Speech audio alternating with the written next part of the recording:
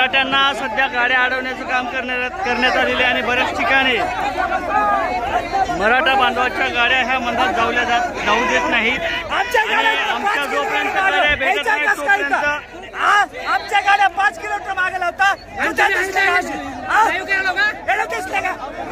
बोला की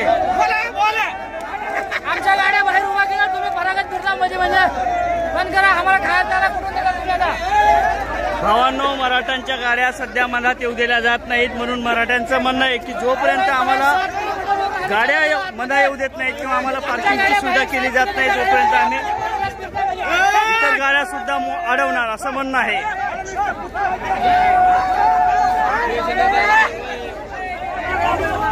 तर अशा पद्धतीने मराठा समाजाच्या गाड्या मनामध्ये येऊ दिल्या नाही किंवा आमच्या जर गाड्या मनात नाही येऊ दिल्या तर आम्ही तुमच्या सुद्धा गाड्या मोटरसायकली एवढं जाऊ देणार नाही असं लोकांचं म्हणणं आहे। लोकलचे सुद्धा मोटरसायकलचा जो काही ताबा असेल ते सुद्धा अडवण्याचा प्रयत्न करत आहेत आणि या ठिकाणी बघू शकता की प्रॉपरचे जरी लोक असतील ते त्यांना सुद्धा जाऊ दिल्या जात नाही।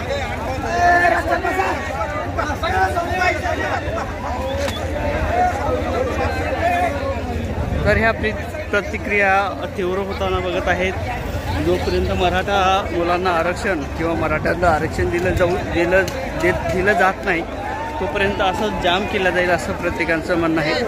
आमच्यासुद्धा गाड्या 100-100 50-50 किलोमीटर बाहेर आहेत आणि आम्ही खायचं काय, कुठे थांबायचं, कुठे झोपायचं असं एक आव्हान पोलीस प्रशासनाला करण्यात आलेलं आहे मराठा बांधवांच्या वतीनं। दादा काय सांगसाल, बोला दादा काय सांगसाल? मराठा समाजाचा आता असंख्य मौल या ठिकाणी दिसत आहे, काय प्रतिक्रिया आहेत आपल्या?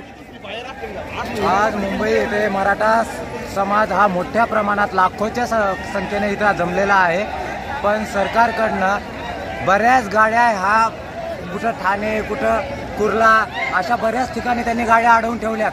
गाड्या अडवल्या प्लस तिथल्या हॉटेली सुद्धा बंद करायला सांगितल्यात। आज इथं मराठा समाजाला पाण्याची सुद्धा व्यवस्था करून दिलेली नाहीये, त्यामुळं बरेच मराठा समाजातील जे वयोवृद्ध माणसं आलेली आहेत त्यांच्या पिण्या पाण्याची सोय होत नाहीये, त्यांना खायला भेटत नाहीये।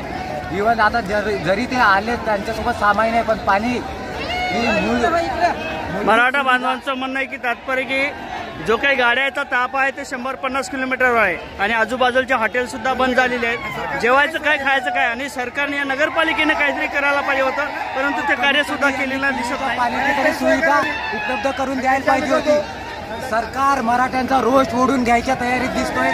सरकारला कुठेतरी हे आलेला समाज हा कोणत्या ना कोणत्या स्वरूपात वापस माघारी पाठवायचा आहे। पण सरकारला एक विनंती आहे, त्यांनी आत्ताही या गोष्टी न करता सगळी सुविधा इथं त्यांनी उपलब्ध करून द्यावी, नाहीतर मराठे मेले तरी चालतील पण ती आता माघारी जाणार नाहीत। आरक्षण घेतल्याशिवाय आणि ते पण ओबीसीतूनच।